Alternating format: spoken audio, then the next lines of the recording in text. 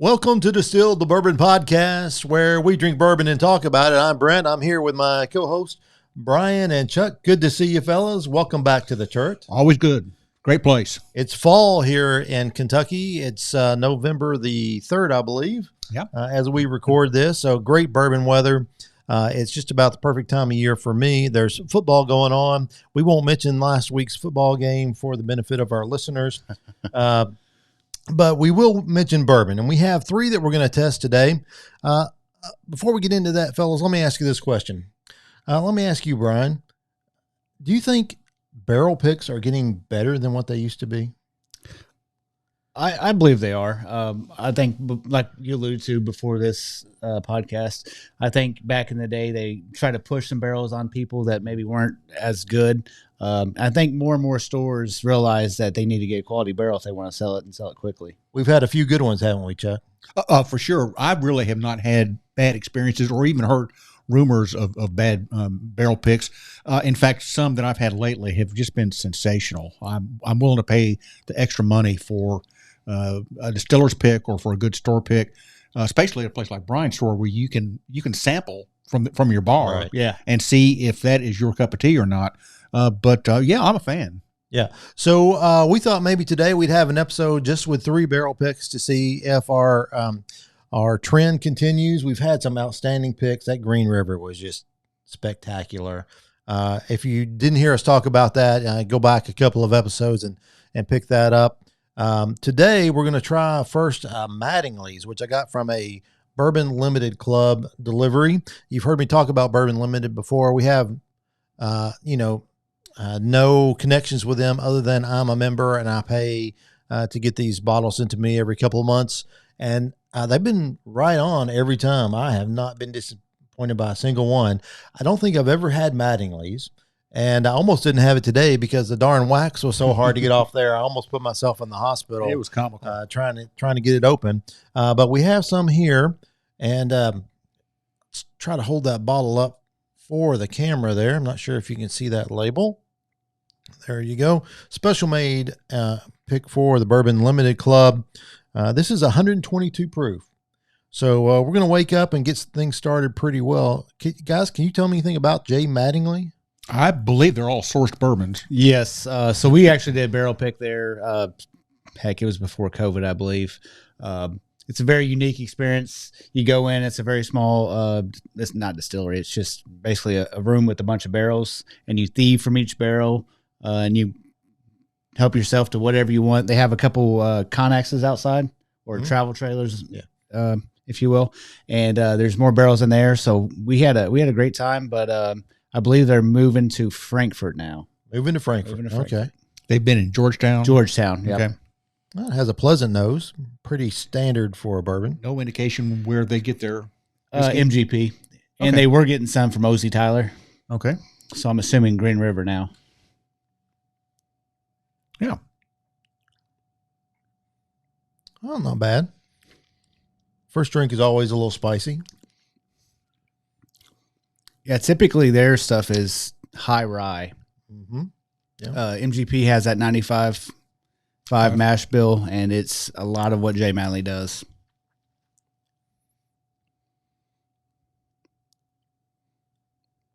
Yeah, wore my palate up. That first sip was...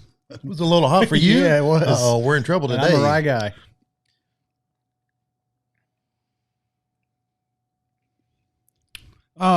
It's nice. I think I might lower the proof on it just a little bit. Mm-hmm. In fact, I think I'm just going to lower the proof on it just a little bit right now. I agree. I typically like ryes, and I typically like, higher proof bourbons or ryes. But it was bottled in Georgetown. Yeah, that's a little, you said? A little hot for me. Yeah.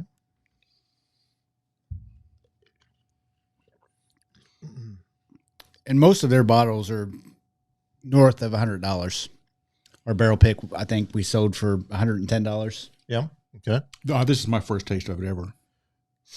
Now, was that a while ago, Brian? Do you have any No. Mattingly products in your Nope. store at this They're time? all gone. Okay.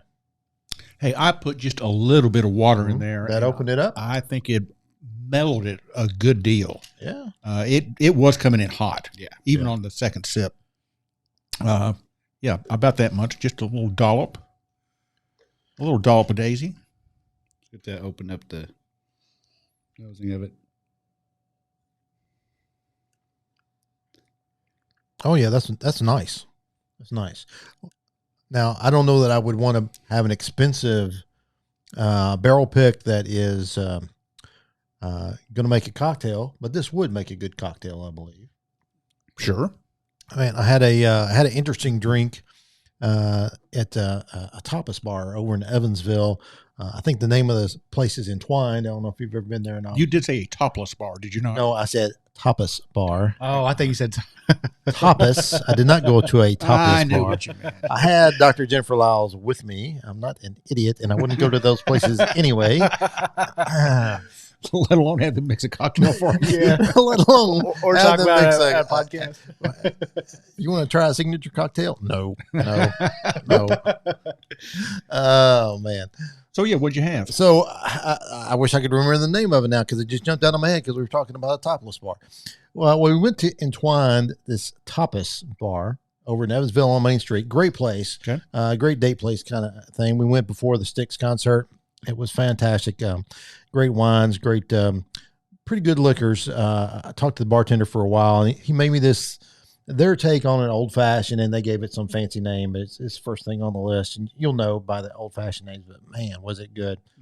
But it got a little sweet toward the end. You know how old fashions do. It's a problem. So I said, "Hey, can you? I think I want a Manhattan. Let me take a look at your bourbons and ryes." And I saw they had Peerless there, and I said, "Oh, I see you have Peerless." He said, "Yeah."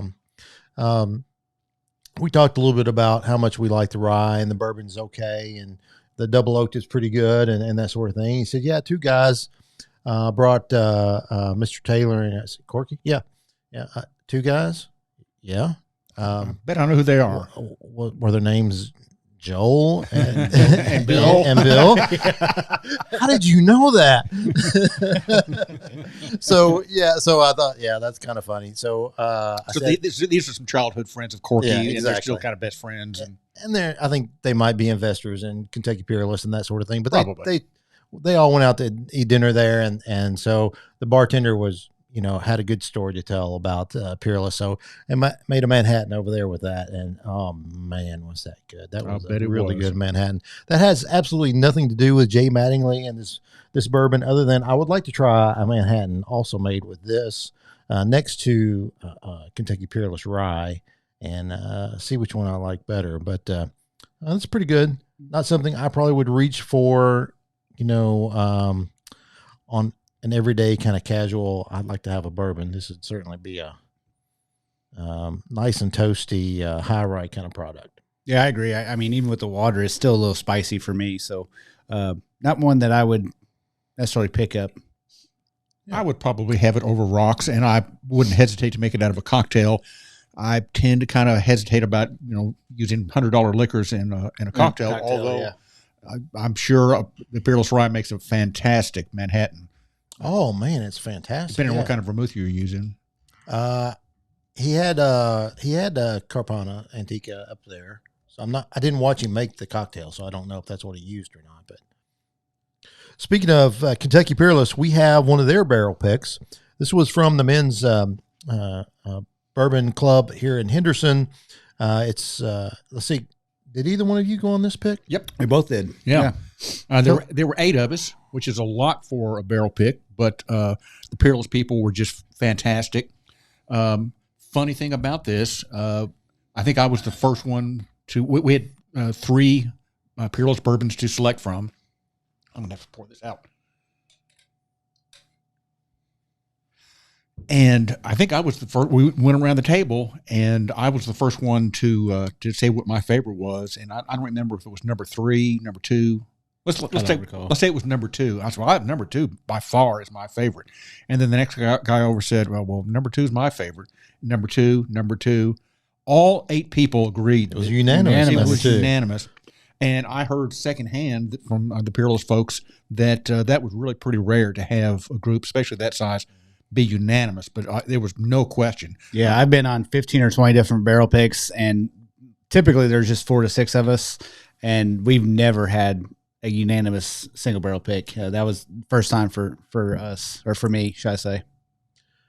So did you guys go with anything in mind of what you might like to see in a bourbon, or did you just try the three bourbons that they gave you and said, "Oh, this is the best one"?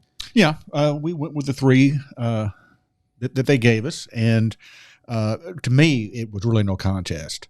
Now, we're kind of a hometown bourbon club. Corky's not a member, but he might have found a real nice honey barrel in his rick house, or had one of his people, John, find a really nice one. So we might have got some hometown umping, little cooking, hometown. Might have been a little hometown cooking, but it is an excellent bourbon in my opinion. Well, I have to say I've had this as well at one of our men's bourbon club events, and it's fantastic. But I look forward to taking another taste here.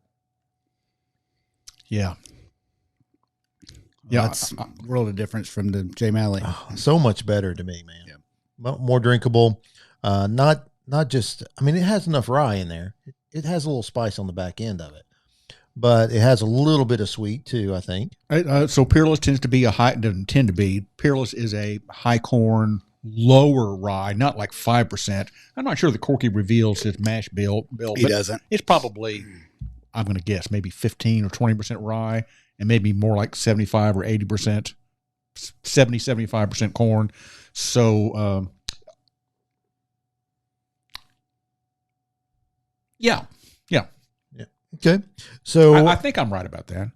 I thought that he set out to make a bourbon for rye drinkers, but maybe I've got that backwards. He's made a rye for bourbon drinkers. That's what it is. That's what it was. Yeah. Listen, Kentucky Peerless has always been great to us. Corky is a good friends with my father-in-law. They played football together, and I love Kentucky Peerless. Mm-hmm. Their bourbon, regular bourbon, off-the-shelf bourbon, is not my favorite. Their double oak is excellent. Double oak rye and double oak bourbon. And let me correct something I said earlier. I was talking about their bourbon being a high corn, low rye bourbon. It might very well be. I don't know. Corky has told me that the rye was a lower percentage of rye, so maybe it's 60% rye and maybe 30% corn or something. And the words that he used was he was trying to make a rye for a bourbon lover. There you go. So he's not doing 95% rye. It's right. It's rye enough to be called rye, which means it's at least 51%. Yeah. And it's without a doubt my favorite rye, and this is my favorite Kentucky Peerless bourbon that I've had. Mm-hmm. This is just really good. So we had a limited number of bottles. I don't remember how many we got out of that barrel. Like 150, I believe. So, and we've got close to 100 members of our Bourbon Society here. You couldn't buy as much as you want, but I did buy as much as was available. I think I put my hands on 3 bottles, immediately opened the first one. It was not going to be a trophy to me. I liked it so much I wanted to share it with friends. So I still have 2 that have not been cracked. At least one will be cracked. It's too good not to share with friends. Yeah, absolutely. It's just classic, caramel, vanilla flavor. Peerless just does so many things right. They really do. And they're one of only 4 distilleries that do sweet mash, which is a much more tedious process than a traditional sour mash like most of the big guys do. So I think that's part of the So they have to clean all their equipment in between every batches. Each time. Yep. A lot more trouble. Highly computerized. They basically just did not cut corners. They had a standard. They didn't need to. Corky and Carson Taylor, his son, they made a decision that they were going to make the absolute best whiskey that they could, and they've done a fantastic job with it. The distillery tour is terrific. The bottle's beautiful. As you say, the rye is just sensational. It's a must-do in Louisville. I think you have to go right. Sure. Was it off 9th Street or something like 10th Street? Mm-hmm. Downtown. You can see it if you're coming in from the Indiana side across I-64. 64, mm-hmm. Yeah. Yep. It's right there before you get to 9th Street exit. So you're right there. You can't miss it. Now, this next one, I'm really interested to see where we are with Four Roses. Now, Brian, this is one of your picks from your store. Did you go on this pick? I did. Tell me what your experience was like. So other than the Peerless pick that I went on, simply just because we're from Henderson, I think we got VIP tour, one of a kind tour. But this, other than Peerless, was by far the best pick that I've ever been on. Cool. It was just an outstanding pick. They asked us if we wanted to do the traditional walk around the distillery, and we've done that before, so we passed on that. But going through 10 different mash bills was... You tried all 10? All 10. Wow. And it was a long process. It was a fun process, but there was a lot of debate at the end whenever you have 10 products and you have 6 people there testing it to narrow it down to one product. So Four Roses is famous for having 10 different mash bills, which is... 5 mash bills and 2 yeast strands. Yep. 10 products. Correct. 10 products. So doing those 10 tastings, is that all to drive you to a particular barrel? Yes. Because they want to showcase the difference. Okay. Just from the different yeast strands and, mash bills that they have. And it is a very noticeable difference. Eye-opening, huh? Yes. So I think you bought one of those little kits that has 10 vials of the 10 variations of yeast and mash bills. Yeah. I haven't cracked it yet. Look for that on a future episode. I'll have it here with you guys, and we'll go through each mash bill and yeast strand and, see what you guys think. Oh, baby, you guys better pour some before I reach for that bottle again. That is good stuff. Oh, I haven't even poured in it yet. Oh, man, that is really good. This store pick of Four Roses, single barrel, cask strength, just like the distillers, this is very good. Remarkable. Four Roses single barrel, always good, always dependable. But this pick y'all did good work. Well, Brian's team had on Facebook, he said, here's 4 bourbons that you might really like. And I went and I text Bourbon. I had bourbon. I text Brian. I said, can you hold like one of all 4 of these? I'm at work. I'll be there tomorrow to get them, because I knew they were going to go pretty fast. And this was one that I really wanted because of my experience at Four Roses. Do you have any left?